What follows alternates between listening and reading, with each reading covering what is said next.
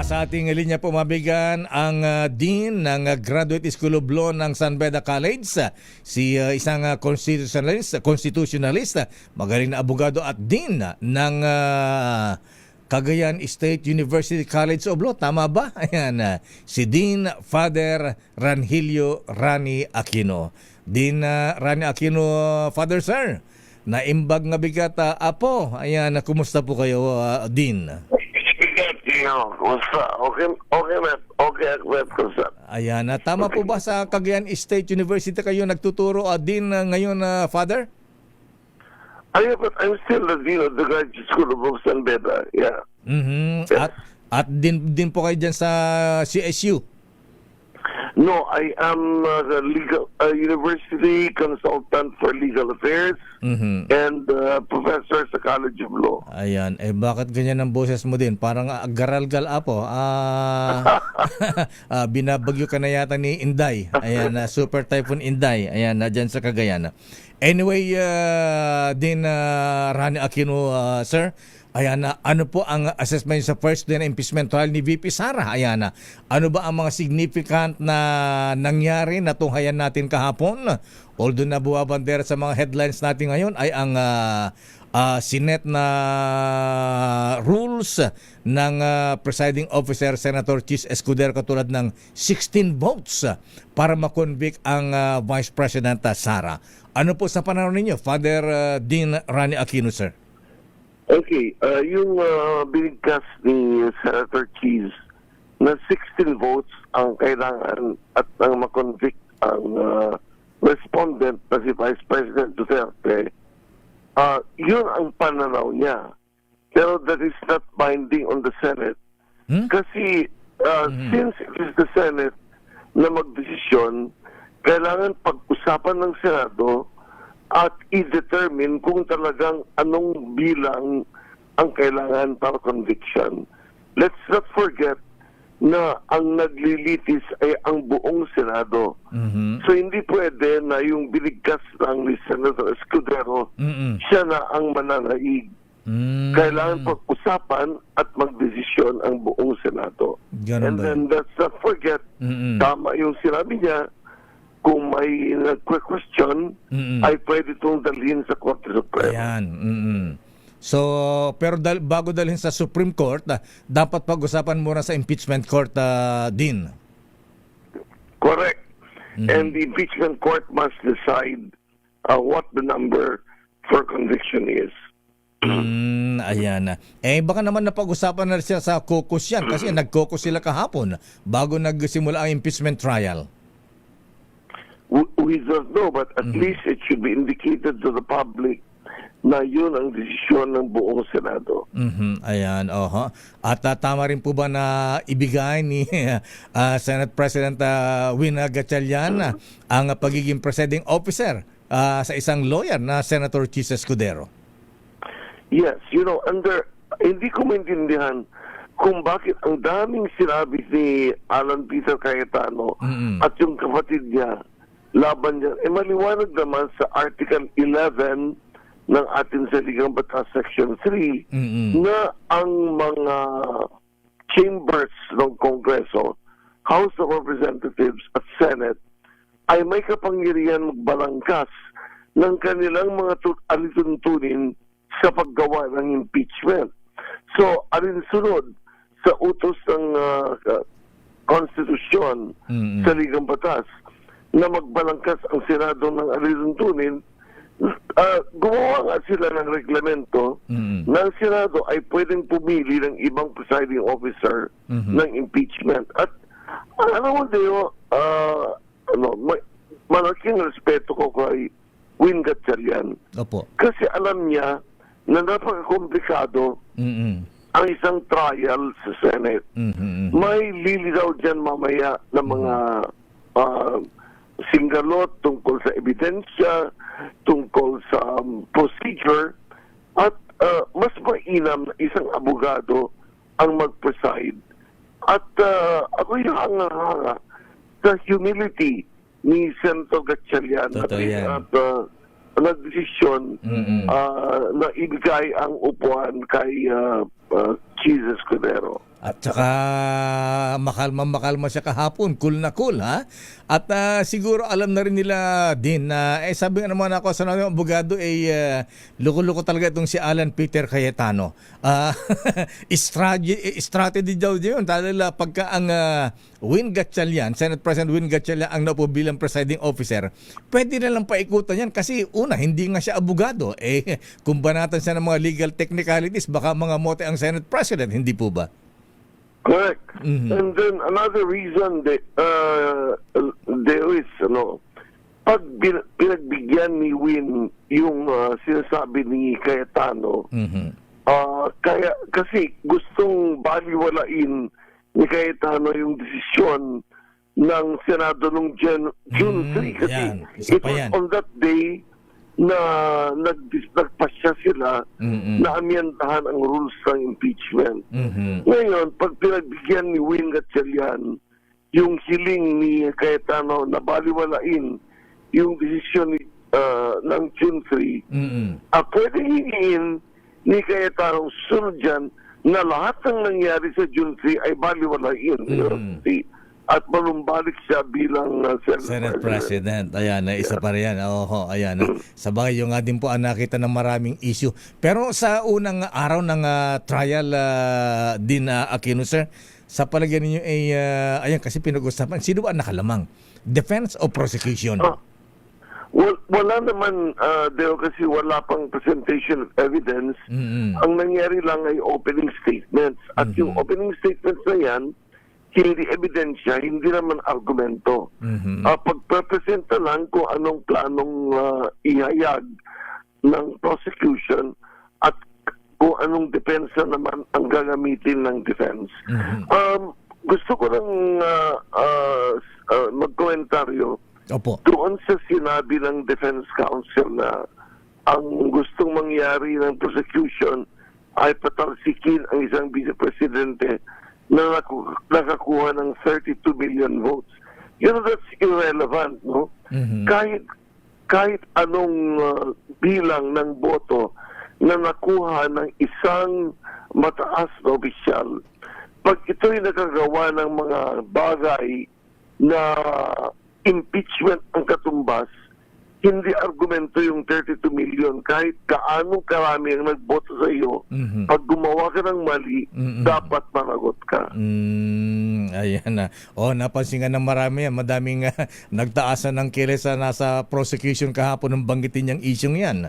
Ayan na. So, hindi po hindi po rason, ayan na, porque maraming boto, hindi na pwede ma-impeach. Ayan, Isa pang issue din Rani Aquino, sir, ayan, yung pag-upo din sa rostrum ni Senate President Win Gatchalian, katabi ang presiding officer, Senator Chis Escudero. Ito ba'y malaking issue ba yan? Ayan, may problema ba dyan? May technicality ba dyan? Ano ba talaga ang ruling dyan, Din? Pag ang batayan natin ay ang impeachment, for example, sa United States, nung na-impeach si Bill Clinton at may trial sa Senado ng US, si Chief Justice Rehnquist lang ang umupo sa harapan kasi siya ang nag-preside. So talaga, kung sundin ang sinasabi ng saligang batas, isa lang ang nag-preside. Pero walang problema talaga dyan. Kasi nung impeachment era, si Senate President Aquilino Pimentel at Chief Justice Davide ang nasa harapan. At nakikita naman natin lahat kahapon ang malaking galang ni Senate President Gatchalian. Wala siyang sinasabi kay Senator Escudero. Hindi siya nagbubulong. Hindi siya nagsusulat ng notes. In other words, sinahayaan niyang si Senator Escudero ang mag-ruling. Pero ang pag-upo niya sa harapan ay may significance din. Kasi pinapaalala niya sa atin lahat na Senado pa rin ang naglilitis. Hindi nagbago ang kombusyon ng Senado. Senado pa rin ang naglilitis. At marami rin ang humanga kay Senator Chis sa kanyang pag-upo bilang presiding officer kahapon din. Medyo authoritative at saka nakapag-rule siya kaagad doon sa mga issue. Yes. Talagang humahanga din ako. Kasi hindi niya, well, in the first place, si Win Gatchalian, hindi niya hinayaan ang mga magkapatid na Cayetano na mag-filibuster ba, yung bang tuloy-tuloy na argumento at nang madelay yung pag-umpisa ng trial. At si Senator Escudero, talagang very prompt ang kanyang mga rulings and legally correct naman ang mga rulings niya. Ayan, pero They were all legally correct. ayan, pero believe ka rin sa calmness ni Senator Win. Talagang noon pinababayaan, pero nung parang nag-filibuster na ang Senator Alan Peter Cayetano at Senator Pia, ayan, nag-rule na siya. Pinigil na yung magkapatid. That's correct. I admire him for that. I admire him for that. Ayan, So, Pati yung another significant thing, Deo, Opo. yung ruling ni Cheese na walang executive session, lahat ay gagawin sa harapan ng publiko. Very important yan kasi impeachment is a process of public accountability. Dapat makita ng taong bayan kung paano napapanagot ang isang mataas na opisyal. Oo nga naman, kasi kung executive session, may pagdududa, bakit ganyan kayo? May tinatago ba? That's correct. That's correct. Kaya executive session was ruled out. Lahat ng nauukol sa paglilitis gagawin sa harap ng publiko. Ngayong Martes, second din ang impeachment trial din. Ang ano po yung issue ay yung threat ng Vice Presidente sa Pangulong Marcos, First Lady, at dating Speaker Martin Romualdez. So ano ang kailangang ebidensya rito? Ayan, ngayon haharap yata ang mga taga-NBI. So ano ang dapat patunayan dito sa threat na ito din, Aquino, sir? Well, ang importanteng patunayan ay talagang nagsabi ng ang pangalawang Pangulo na kanyang ipapapatay ang Presidente at ang unang ginang.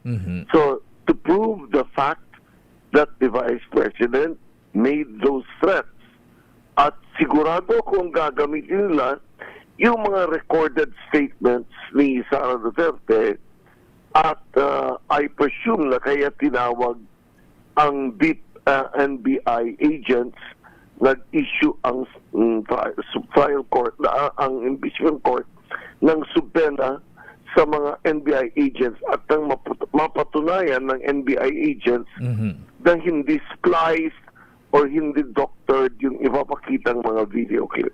Kung mapatunayang genuine talaga yon, napanood naman ng taong bayan yan, sabi ng depensa, figure of speech lang yan, bugso ng galit ng Vice Presidente, din. Anong effect niyan? Well, alam naman natin kung kailan gumagamit ang figure of speech ang isang tao at kung kailan seryoso ang isang tao. At napakaliwanag doon sa narinig na natin ng mga video clips. In fact, yesterday before the trial, pinatugtog ng PT4 na naman yung video at maliwanag doon na talagang galit ang Vice President nung sinabi niya yan at walang pag-aalinlangan na talagang yun ang gusto niyang sabihin. There is no such thing as a figure of speech na Banta. Totoo ito at nagbabanta na papatayin ang presidente at pangalawang at ang unang ginang. By the way, Leo, yung banta is itself a crime, no? For example, kung nasa airport ka, kung nagbibiro ka lang, for example, na may baril ako sa loob ng bag ko, kahit na biro or figure of speech yan, ma-aresto ka. Ma-aresto ka. So, that's a very poor defense. How much more sa threat sa isang presidente? Correct. And the question is, yung mga nakakarinig dyan at may simpatya sa pangalawang Pangulo, paano ang pag-unawa nila? See? So it's possible na ang isa ay kaibigan ng pangalawang Pangulo, ipapatupad niya yung utos. Kasi ang akala niya, hindi nagbibiro yung pangalawang Pangulo. Pero ayun, tulad ng sinabi ko, Deo, Opo. maliwanag na hindi bibiro at figure speech yung ginawa ng pangalawang Pangulo. Pero pabayan natin ang prosecution na patunayan yan ngayong hapon. Lalo't may sabi pang no joke. Ayan, hindi daw biro yung kanyang threat sa presidente nung binanggit niya yung pagbabanta. Exactly. Ayan. Sa issue ng mga bank accounts din, naku, ang daming 10 bangko yata mula Davao hanggang dito sa Metro Manila ang pinapasubpina yung mga records ng mag-asawang Vice Presidente Sara at Attorney Mansa Carpio. Ayan, ano sa tingin niyo ito? Ano ang epekto dito sa impeachment trial? Ito ba'y magdidiin kaya lalo para mapatunayang may mga hindi tama yung kanilang salin o meron silang unexplained wealth din? Yes. Yun yung talagang pakay nun. Kaya pinapasubdena yung mga bank accounts at nang may pagkita na hindi pwedeng ipaliwanag yung nalikom na yaman ng mag-asawa na galing sa sahod lang nila. No? So that is why it has become necessary to suspend the bank accounts at nang may lahad sa impeachment court na masyadong malaki yung nalikom na pera ng mag-asawa at walang correspondence doon sa kinikita nila bilang pangalawang Pangulo at nung siya ay DepEd Secretary pa. Fatal ba ito? Damaging ba ito sa Vice Presidente Dean? Ano yan, Dale? Ano? Fatal ba ito? Damaging ba sa Vice Presidente? Itong Yes, of course. Because that's exactly one of the articles, so that's one of the counts against her, no? Na she was dishonest in the way she declared her assets. Aside from that, unexplained wealth is itself a ground for prosecution investigation. At ito yata nangyari kay Chief Justice Renato Corona. Bank accounts po yata yung naging malaking issue kaya po siya na-convict din. Correct. And that is also the reason that Chief Justice Sereno was declared an illegal candidate for the office of Chief Justice kasi it was proven that she was not honest in the filing of her SALN. Oo nga, naalala natin si Chief Justice Sereno, sandali lamang siya. So ano naman ang epekto nito sa banking industry, Dean? Itong ganitong pagsusubpina, meron tayong bank secrecy law. Ayan, ano ang epekto sa banking industry ito? Well, actually, kung ang banking industry ay susunod lang sa lahat ng batas ng Pilipinas, for example, the Anti-Money Laundering Act, ay walang problema yan. Kasi nakalat naman sa Anti-Money Laundering Act na lahat ng suspicious transactions and covered transactions, for example, a deposit of 500,000 pesos or more per day ay covered transaction, walang epekto yan. Kasi talagang sinusubaybayan ng pamahalaan lahat ng nangyayari sa mga bangko. Kasi alam natin ang itong mga gumagawa ng malaking krimen, linolonder nila ang pera nila by depositing them in different banks. Ayan. Din Rani Aquino, Father Sir, maraming salamat po sa mga insights, mga paliwanag. At maya-maya ay tatawagan po namin kayo ulit. Thank you. Naimbaga bigat, Diyos na ginaapo. Thank you, Deo. Thank you, gladly. Mga kaibigan, Father Rani Aquino, din ng Graduate School of Law ng San Beda College. Daming